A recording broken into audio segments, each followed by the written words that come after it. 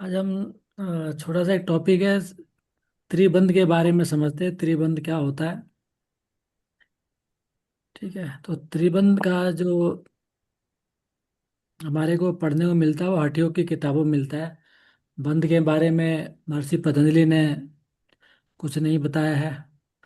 उसमें कहीं पे जिक्र नहीं है बंध क्या होता है। तो बेसिकली हठयोग की जो किताबें हैं वो शरीर पर काम करने में ज़्यादा बिलीव करते थे। उसकी वजह भी है, जब तक शरीर स्वस्थ नहीं रहेगा तो आपके जिस पथ पे आप चल रहे हैं यानी कि मोक्ष की प्राप्ति में भी बिना स्वस्थ शरीर के उसका भी पाना मुश्किल है।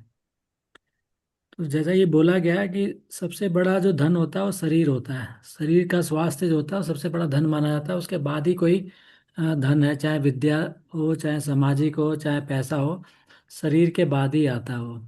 तो सबसे बड़ा धन जो है वो स्वास्थ्य होता है।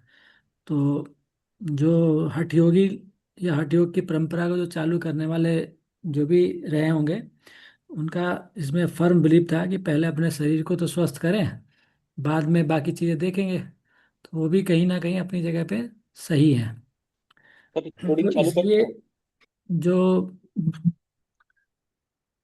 बंद वगैरह की जो वहाँ पे जो हमें मिलता है, जिक्र मिलता है, या षट कर्म का जिक्र मिलता है, या मुद्राओं का जो जिक्र मिलता है, बेसिकली वो शरीर में जो अलग अलग ऊर्जाएं जो पैदा होती हैं उनको संचालित करने के लिए, या उनको क्रियान्वित करने के लिए, या उनका उपयोग करने के लिए उन चीज़ों का प्रचलन में, प्रभाव में आई है सब चीज़ें। तो उसी में है, जैसे कि हमारे जो बंद लगते हैं। बंद क्या है? बंद भी एक तरीके से हमारे एनर्जी को लॉक करने जैसा ही है। और वो प्राणायाम में जो हम कुंभक लगाते हैं उससे मिलता जुलता ही है।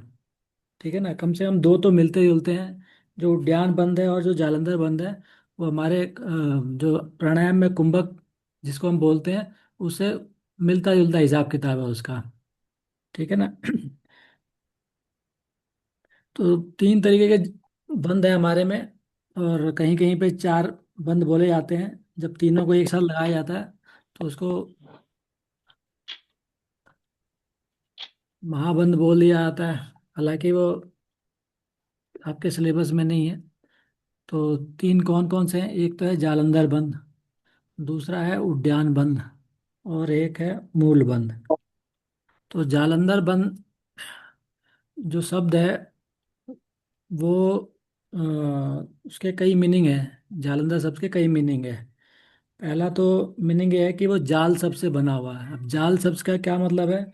कि जो हमारा गला है वहाँ पर नसों की एक जाल सा बिछा हुआ है। तो वहाँ पे बंद लगाने को जालंधर बंद बोला जाता है। और दूसरा दूसरा जो एक वर्णन मिलता है वो ये है कि जालंधर जो शब्द है वो शिव जी के ही एक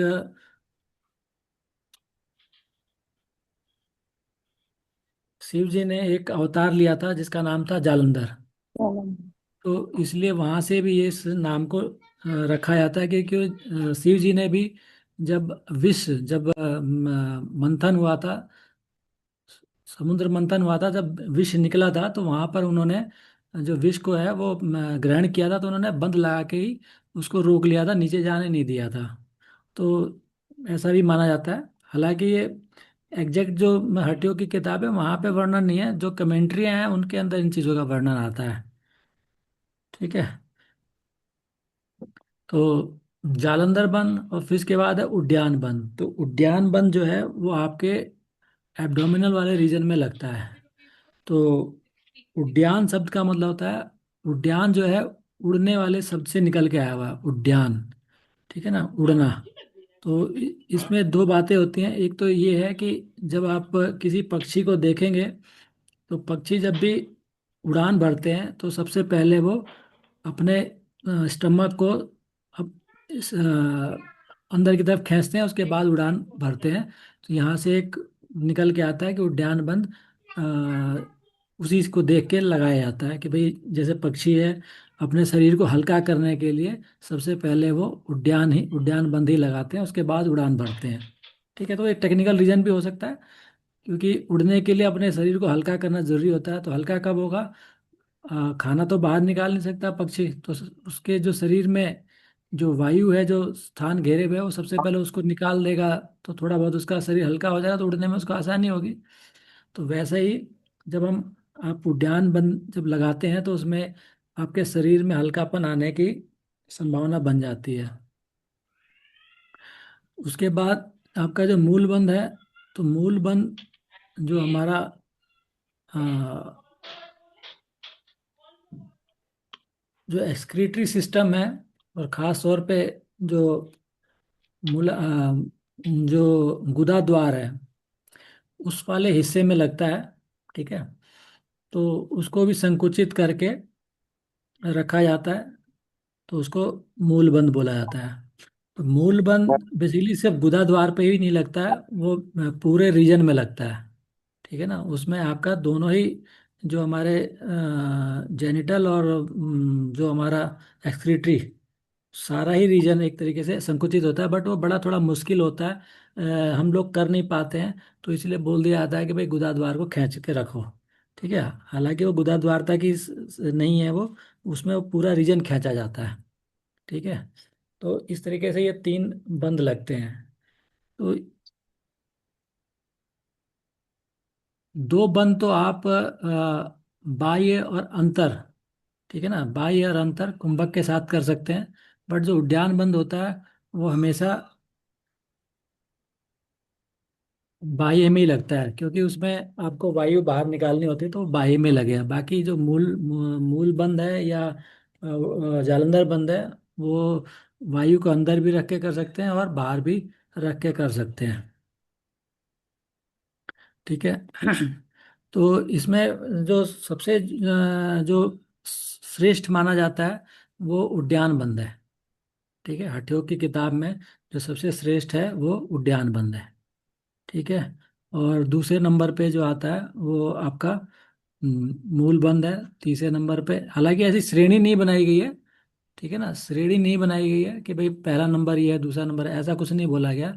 बट उसमें श्रेष्ठ बोला गया है। कोई एक श्लोक आता है जिसमें उद्यान बंद का जिक्र है, तो वहां से लेके बोल दिया जाता है कि भाई उद्यान बंद सही है।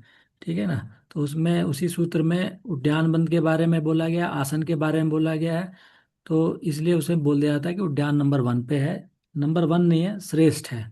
ठीक है, और मूल बंद इसलिए है क्योंकि उसमें प्राण और अपान की बात करी गई है, कि प्राण और अपान की एकता होती है।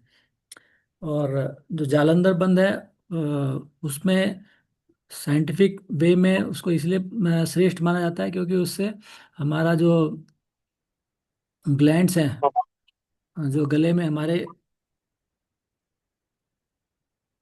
ग्लैंड्स हैं, वो एक्टिव होते हैं, तो इसलिए उसको आज के समय में उसको ज़्यादा तरजीह दी जाती है। तो इस तरीके से ये हमारे बंद की छोटी सी परिकल्पना है।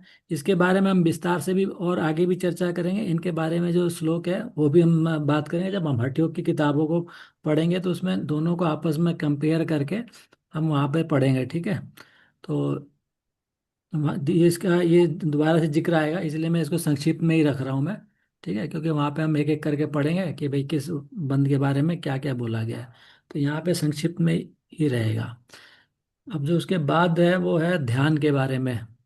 ठीक है, तो दूसरा जो है वो ध्यान के बारे में हम बात करने जा रहे हैं, कि ध्यान क्या होता है और रिलैक्सेशन क्या होता है। दो दो आगे पीछे दो आपके सिलेबस में देखेंगे तो दो टॉपिक हैं, ध्यान और रिलैक्सेशन।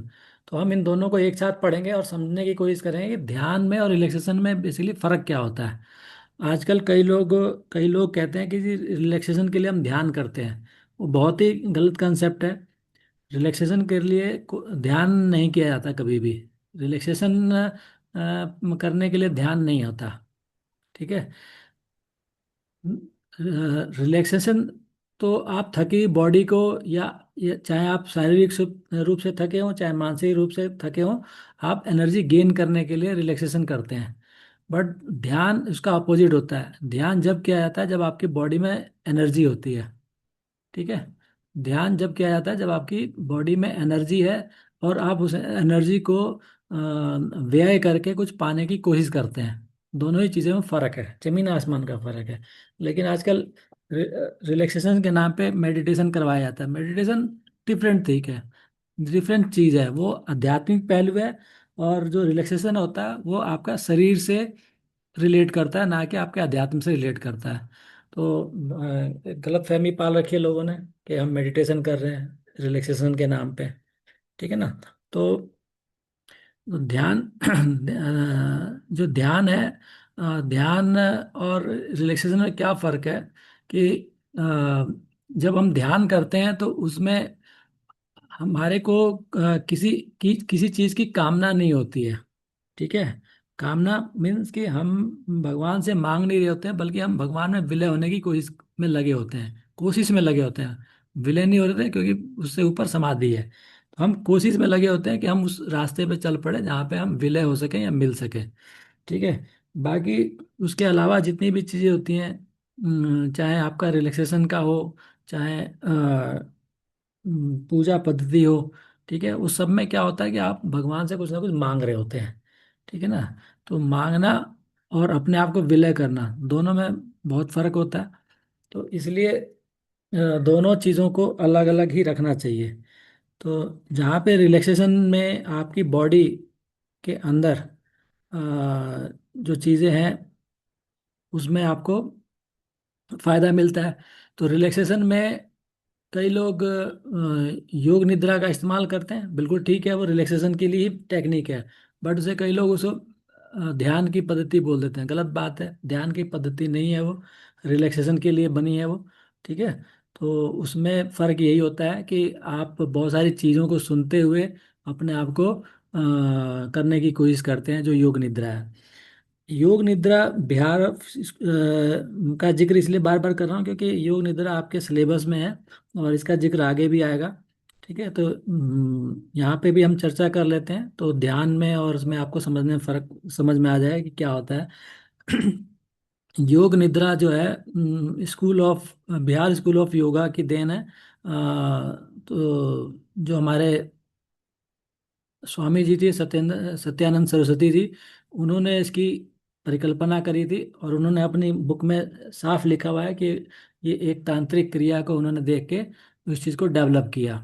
जिस समय इन्होंने ये डेवलप किया उसी समय पर आप ध्यान से देखेंगे तो उसी उसी कालखंड में विपश्यना का भी उद्भव हुआ था। और उसी कालखंड में प्रेक्षा ध्यान का भी उद्भव हुआ था। ठीक है। इससे पहले ये सब चीज़ें दूसरे नामों से जानी जाती रही होंगी, बट ये तीनों चीज़ें एक ही साथ इंट्रोड्यूस हुई थी लगभग। ठीक है। और ध्यान से देखेंगे तो पाएंगे कि तीनों एक ही जैसी चीज़ है।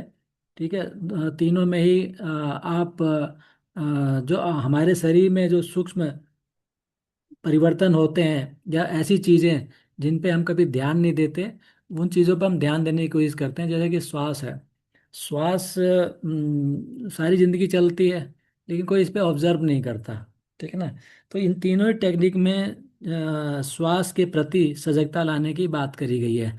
जैसे कि प्राणायाम में है, वैसे ही इन तीनों टेक्निक्स में भी श्वास के प्रति सजगता, कि भाई अपने श्वास को देखो और जो जो सूक्ष्म परिवर्तन आपके शरीर में हो रहे हैं या जहाँ जहाँ पे आपको कुछ महसूस हो रहा है उसको समझने की कोशिश करो। तो न, जो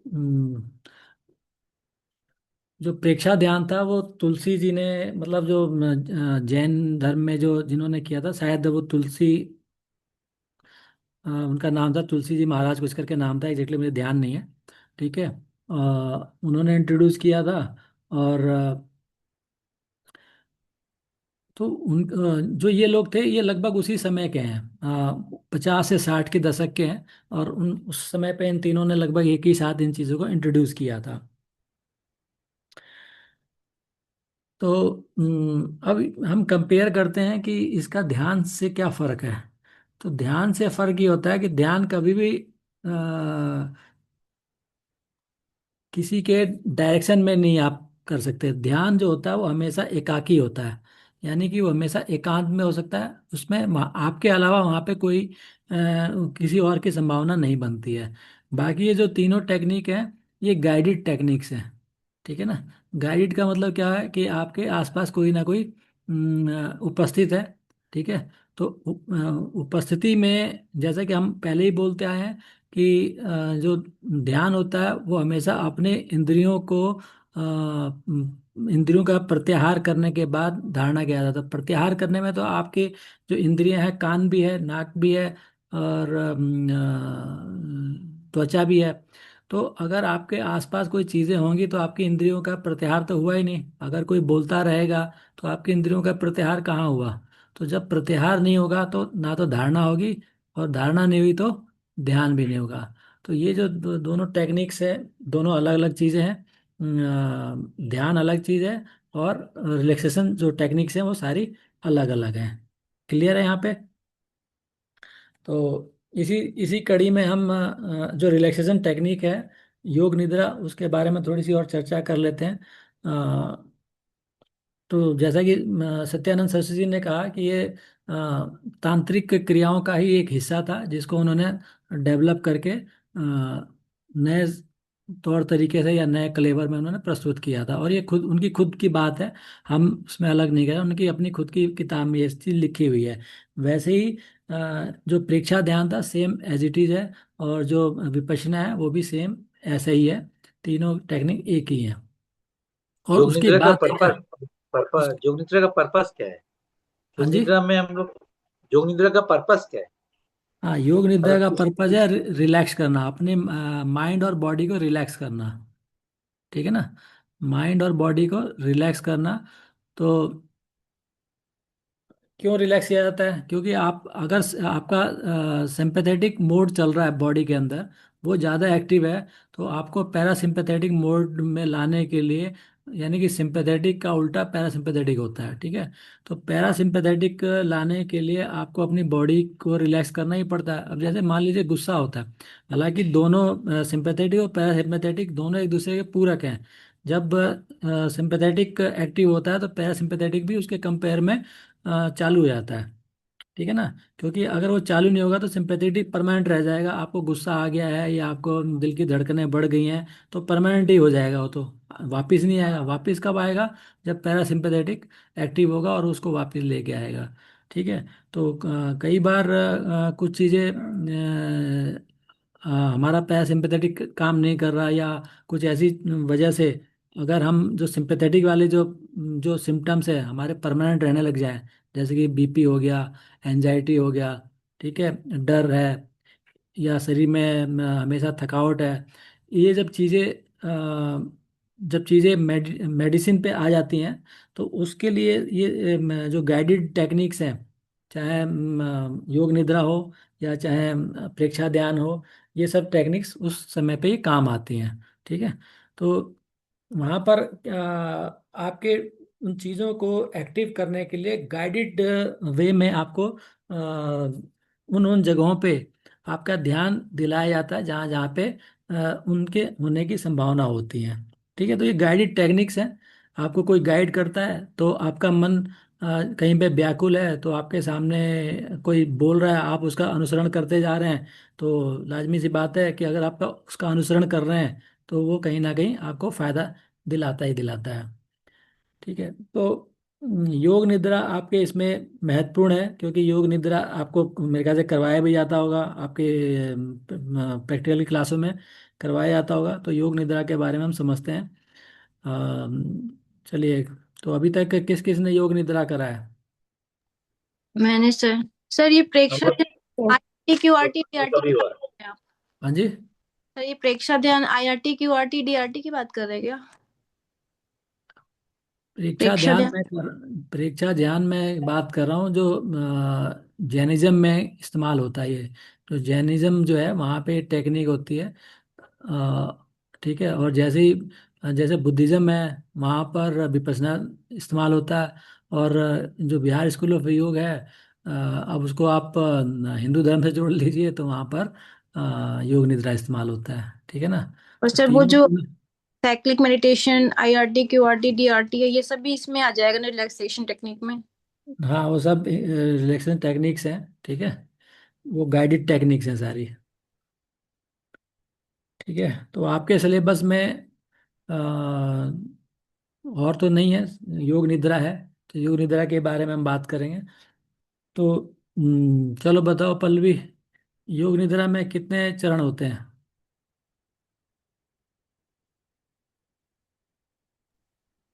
सर 12।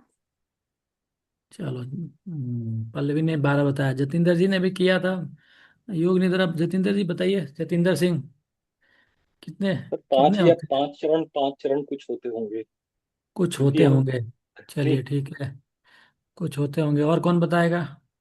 मतलब जैसे हम लेटते हैं पहले शवासन में, और फिर ब्रीदिंग करते हैं, फिर अपने उसको कंसंट्रेट करते हैं, और ठीक है, फिर ठीक है, जो है ठीक है कि सर, बॉडी पे ठीक है, अवेयरनेस में लाते हैं, तो मतलब ठीक है, ठीक है, जो दूसरे है को कि जवाब देने दीजिए। हाँ जी, और कौन बताएगा कितने चरण होते हैं?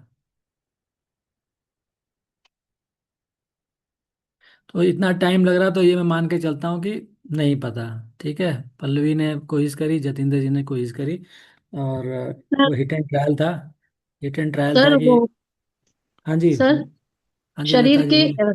सर्वप्रथम सर शरीर के बाहरी वातावरण पे ध्यान ले जाते हैं, दूसरा शरीर के विभिन्न अंगों पर, फिर मन हम्म, पर और भावनाओं पर ले जाते हैं, फिर वापस आते हैं। हम्म, चलिए, ठीक है, लता जी ने भी ट्राई किया। और कौन बताएगा? चलिए, तो आज हम थोड़ी सी योग निद्रा के बारे में बात करते हैं कि उसमें क्या क्या होता है। तो देखिए, सर, हाँ जी, बोलिए बोलिए। योग निद्रा और शवासन। हाँ जी।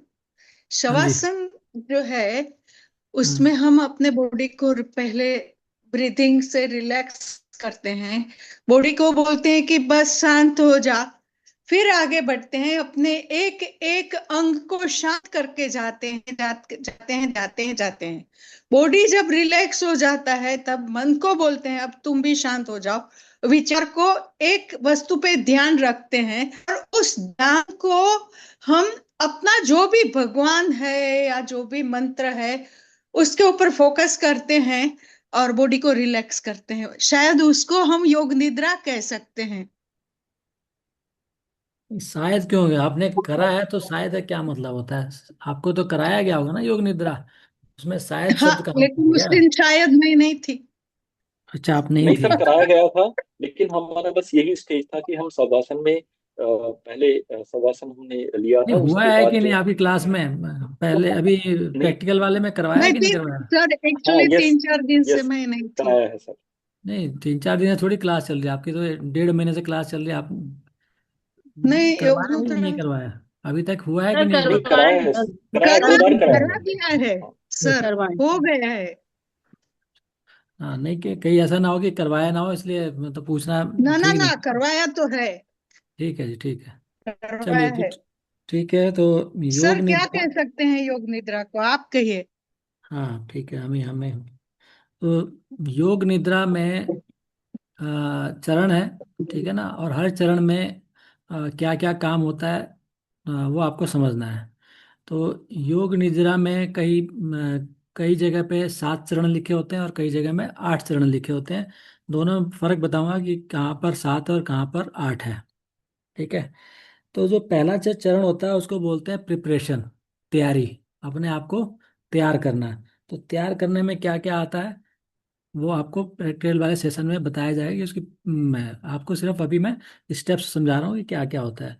तो जो पहला जो स्टेप होता है उसको बोलते हैं प्रिपरेशन करना, ठीक है ना, अपने आप को प्रिपेयर करना कि भाई हम योग निद्रा में जा रहे हैं। ठीक है, उसके बाद जो दूसरा होता है उसको बोलते हैं संकल्प करना, या अपने आप को कोई रेजुलेशन लेना कि भाई मैंने ये चीज़ करना है। ठीक है ना, अपने आप को कोई ना कोई रेजुलेशन लेना होता है।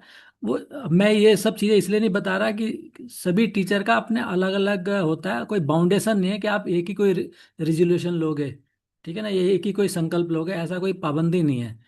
ठीक है ना, तो सभी का टीचर का या इंडिविजुअल का अलग अलग हो सकता है। कोई कहेगा कि मैं स्वस्थ होना चाहता हूँ, कोई रेजोल्यूशन ले सकता है कि भाई मैं अपने आप को स्टडी में आगे लेके जाऊँ, कुछ भी हो सकता है। ठीक है ना।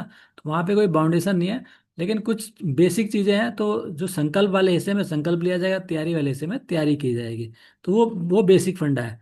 ठीक है ना। तो बाकी जो उसके अंदर का जो कंपोनेंट है वो आपके अकॉर्डिंग चेंज हो सकता है। ठीक है। तो सेकंड तो ये हो गया। उसके बाद जो होता है रोटेशन होता है। रोटेशन किस चीज़ का होता है? रोटेशन होता है कॉन्शियसनेस का। अपने कॉन्शियस को रोटेट करना होता है कि पूरे शरीर में अपने आप को भ्रमण कराना होता है। कहाँ से कहाँ तक? ठीक है ना। जैसे कि आप अपने दाहिने पैर के अंगूठे से या अपने दाहिने हाथ के अंगूठे से लेकर, ठीक है, अपने राइट साइड के हिस्से को पूरा एक बार रोटेट करेंगे, उसके बाद लेफ्ट साइड वाले हिस्से को पूरा रोटेट करेंगे। इसको बोला जाता है रोटेशन ऑफ कॉन्शियसनेस। ये हो गया आपका तीन। ठीक है। फिर उसके बाद होता है आपका ब्रीद अवेयरनेस, यानी कि जो आपका ब्रीद है, टेक्निक है। अगेन आ गया ना ब्रीद अवेयरनेस। तो प्रेक्षा का भी मतलब होता है ब्रीद। ब्रीद अवेयरनेस, प्रेक्षा मतलब देखना। ठीक है, प्रेक्षा ध्यान। तो यहाँ पर भी वो ब्रीद अवेयरनेस है, अपनी ब्रीद के प्रति अवेयरनेस होता है कि भाई आपकी श्वास आ रही है जा रही है, उसको एक एक क्षण को महसूस करना होता है। ध्यान से आप देखेंगे तो जब आप श्वास लेते हैं तो आपके नासिका के अग्रभाग पे हल्की सी ठंडक महसूस होगी। ठीक है। और जब छोड़ेंगे तो आपके नासिका के अग्रभाग पे हल्की सी गर्माहट महसूस होगी। अगर आप ये इतना कैपेबल हो जाते हैं कि उन छोटी छोटी चीज़ों को महसूस करने लग जाएंगे, तो आप समझिए कि आपने बाकी के अपने सेंसरी ऑर्गन्स को चारों तरफ की चीज़ों से हटा के आपने एक जगह स्थिर कर लिया, इसलिए वो महसूस हो पा रहा है। सबसे बड़ी निशानी यही होती है। ठीक है। उसके बाद होता है अपोजिट फीलिंग्स। अपोजिट फीलिंग्स का मतलब क्या होता है कि आपने जो भी सुख दुख, ठीक है ना, मान अपमान या इस तरह की जितनी भी अपोजिट फीलिंग्स होती हैं, इन सब चीज़ों पर आपने गौर करना है। ये चीज़ें क्या है? ठीक है। उसको बोला जाता है opposite feeling and sensation. Sensation में क्या हो सकता है कि जो बॉडी के साथ जो आपके सेंसेशन होते हैं, सर्दी गर्मी, ठीक है ना, या आपके कहीं पे दर्द हो सकता है, उसका अपोजिट भाई आप उस पे कैसी फीलिंग लेके आते हैं। तो वो सब सारी चीज़ें अपोजिट सेंसेस या अवेयरनेस कहलाती हैं उस पे। यानी अपोजिट होना चाहिए, एक दूसरे के अपोजिट से, सेम नहीं करना है। ठीक है ना। उसके बाद आएगा आपका विजुअलाइजेशन। विजुअलाइजेशन का मतलब क्या होता है कि आप एक यात्रा पे निकलेंगे जो कि गाइडेड होता है। गाइडेड मतलब आपका टीचर एक यात्रा पे लेके जाएगा, कुछ भी हो सकता है, एक्स वाई जेड कुछ भी हो सकता है। कि वो आपको एक बगीचे की सैर करा सकता है, आसमान की सैर करा सकता है, समुद्र की सैर करा सकता है, और वहाँ पे क्या क्या हो रहा है वो सब आपको विजुलाइज कराएगा। उसको कहते हैं विजुलाइजेशन। ठीक है। नेक्स्ट, जब विजुलाइजेशन आपकी खत्म हो जाएगी, खत्म का मतलब आपको आपके शरीर से लेके आपको वहां से उठाएगा, मतलब आपको अंदर आंतरिक रूप से उठाएगा, एक जगह की सैर कराएगा और वापस आपको उसी क्लास में छोड़ देगा। तो वो आपका विजुलाइजेशन वहां पे खत्म हो जाता है। फिर उसके बाद अगेन आप संकल्प लेंगे। जो आप दूसरे नंबर पे संकल्प लेते हैं ना, वही आपका सातवें नंबर पे संकल्प आ जाएगा। ठीक है। फिर उसके बाद लास्ट होता है, वो आपका होता है एंडिंग, समाप्ति। समाप्ति प्रक्रिया, आप अपने अंगों को धीरे धीरे हिलाएंगे और इस तरीके से करते हुए आप अपने बाई करवट से उठ के बैठ जाएंगे। तो ये आपका विजन। अब ये हो गया 8। ठीक है ना। अब 7 कहाँ होता है? 7, ये 7 कहीं कहीं पे ये होता है कि जो हमने संकल्प लिए 2 बार लिए, तो कहीं कहीं पे या तो समय बचाने के लिए, या कई लोगों को लगता है कि भाई हमें 2 बार क्यों लेना, हमने एक बार ले लिया तो चलो काफ़ी है ना। तो वो 7 और 8 यहाँ पे गिनती अलग अलग हो जाती है। जहाँ पे संकल्प दोहराएंगे तो वो 8 हो जाएगा, संकल्प नहीं दोहराएंगे तो वो 7 रहेगा। तो ये आपके योग के स्टेप्स होते हैं। तो कितने स्टेप हुए पल्लवी? स्टार्टिंग का प्रेयर और एंडिंग का प्रेयर। हाँ, प्रेयर नहीं बोला मैंने, वहाँ पे मैंने प्रिपरेशन बोला है। ठीक है ना। मेरे प्रेयर से नहीं बोला मैंने। ठीक है। तो वो आखिरी वाला प्रिपरेशन तो नहीं कहलाएगा, आखिरी वाला एंडिंग कहलाएगा। ठीक है। प्रिपरेशन और एंडिंग 2 हो गए। ठीक है। और दूसरा और 7वां आपकी क्या हो गया? संकल्प हो गया, है ना। और तीसरा क्या हुआ? Rotation rotation. Sir. Patient rotation of consciousness. ठीक है ना। फोर्थ क्या हो गया? Breath breath awareness. ठीक है। और 5 फिफ्थ कौन सा हो गया? अपोजिट। फाइव हो गया, अपोजिट फीलिंग्स। ऑपोजिट फीलिंग्स, हाँ, और उसके बाद जो आपका सिक्स्थ है वो विजुअलाइजेशन। विजुलाइजेशन। विजुअलाइजेशन। विजुअलाइजेशन, ठीक है ना, विजुलाइज करेंगे। आप हम्म। इधर से उधर कहीं भी आप शेयर कर सकते हैं। आप अपने शरीर का भी शेयर कर सकते हैं, अपने ऑर्गन्स को देख सकते हैं, बाहर शेयर कर सकते हैं कहीं भी, वो आप टीचर पे डिपेंड करता है आपका, ठीक है ना। तो ये सारी चीज़ें स्टेप्स फिक्स हैं। विजुलाइजेशन की जगह विजुलाइजेशन ही होगा, ब्रीथ अवेयरनेस की जगह ब्रीथ अवेयरनेस होगा, ठीक है। बट वो स्टेप में भी चेंज हो सकते हैं, संकल्प चेंज हो सकता है, विजुलाइजेशन चेंज हो सकता है, ठीक है ना। और जो अपोजिट सेंसेशन की हम बात कर रहे हैं, तो वहाँ पर वो नए नए एक्सपेरिमेंट हो सकते हैं। जरूरी नहीं है कि सुख दुख की बात करें, लाभ हानि की भी बात कर सकता है कोई। किसी ने सुख दुख की बात करी तो कोई कहेगा मैं हम लाभ हानि की बात करते हैं। तो वो चीज़ें डिफरेंस हो सकती हैं, बाकी सेम है, क्योंकि टाइम लिमिट होता है। सारा ग्रामर तो एक ही जगह अप्लाई नहीं हो जाएगा ना। ये सारे वर्ड, सारे सेंसेशन, इतनी लंबी लिस्ट होती है, एक ही दिन में तो नहीं हो सकती। तो वो वेरी कर सकती है टीचर टू टीचर कि किसके दिमाग में कब क्या चीज़ आ रही है। क्लियर है सब चीज़ें? सर कितने समय तक करवाना करना रहता है? हाँ, कितने समय तक का ये है कि आप मिनिमम 20 मिनट से लेके 40 मिनट तक कर सकते हैं, ठीक है ना। इतना काफ़ी होता है, क्योंकि इसके बाद करेंगे तो आप सो ही जाएंगे। हालांकि लोग सो भी जाते हैं योग निद्रा में, तो उसमें भी कोई बुराई नहीं है कि अगर कोई सो गया है तो कोई बुरा नहीं है। हालांकि उसमें संकल्प में यही लिया जाता है कि मैं सोऊंगा नहीं। संकल्प में एक ये संकल्प भी होता है कि मैं सोऊंगा नहीं। और लेकिन अगर कोई सो भी जाता है तो उसमें कोई बुराई नहीं है, क्योंकि जो ये जो योग निद्रा है या अपेक्षा ध्यान है या ये सब क्या है, ये पैरासिम्पैथेटिक को एक्टिवेट कर देते हैं। तो पैरासिम्पैथेटिक जब एक्टिवेट होगा तो आपकी बॉडी रिलैक्स हो जाएगी और आपको नींद आना लाजमी सी बात है, कोई बड़ी बात नहीं है। तो सो भी सकते हैं। अब कहानी ये है कि अगर कोई सो गया तो क्या करोगे आप, ठीक है। तो सो गया है तो आप उसको ओए खड़ा हो, ऐसा नहीं बोलना, ठीक है। या उसको झकझोर के भी धीरे नहीं से उठाना है। हाँ, उसको झकझोर के भी नहीं उठाना है। और खास तौर पे उसके धड़ से ऊपर वाले हिस्से को नहीं छूना है। उसके पैर के अंगूठे को छू के हल्का सा टच करके तब आपने उसको करना है, ठीक है। पैर के अंगूठे से। और खास तौर पे जो टो का जो टॉप जो होता है ना, जो नाखून वाला और ये वाला जो मिक्स जो हिस्सा होता है, उसको टच करना है, क्योंकि नाखून में सेंसेशन कम होती है, ठीक है ना। और पैर के हिस्से में भी सेंसेशन कम होती है। तो अगर आप अचानक छुएंगे तो जो अपर बॉडी है हमारी, जैसे हाथ वाथ है, इनकी सेंसेशन सेंसेशन ज़्यादा होती है। तो अगर आपने हाथ टच कर दिया तो हो सकता है वो घबरा जाए, ठीक है ना। तो जहाँ पे कम सेंसेशन होती है आप वहाँ पे टच कीजिए, ताकि वो धीरे से उसको महसूस हो कि भाई कुछ चीज़ मुझे टच हो रही है, ठीक है ना। तो धीरे की चीज़ में उठ जाएगा आराम से वो। क्लियर है? तो आज सर, हमने समझा कि सर बंद क्या होता करवट है। हाँ जी। करवट बाएं ही लेना है ना, दाएं तो नहीं करना नहीं, है? बाई करवट से उठ के बैठना है। बाएं से ही क्यों सर? बाएं से इसलिए क्योंकि बाई तरफ आपका हार्ट होता है, ठीक है। स्टोमक भी होता है उसी साइड, तो ब्लड हाँ फ्लो होता है उस साइड।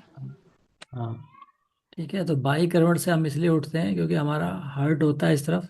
तो हम उसको ध्यान करते हुए और दोनों हाथों के सपोर्ट से उठते हैं हम लोग, ठीक है। करवट से मतलब होता है दोनों हाथों का पहले सपोर्ट बनाना और उसके बाद उठ जाना। जी सर, ठीक है। Thank hmm,